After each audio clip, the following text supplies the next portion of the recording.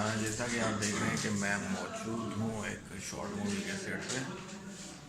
हमारे साथ पूरी टीम है। यहाँ खुरम भाई हैं जो लाइटिंग कैमरा सीखते हुए वर्क है।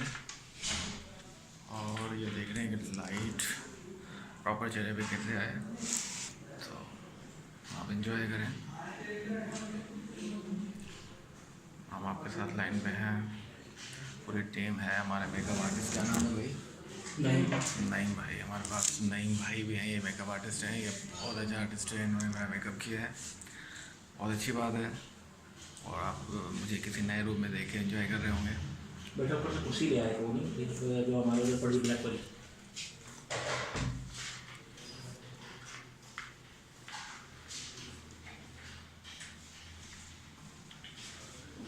सीधा लेगा यार, तुम छोड़ देना, सीधा लेगा। फेस रीडिंग देखने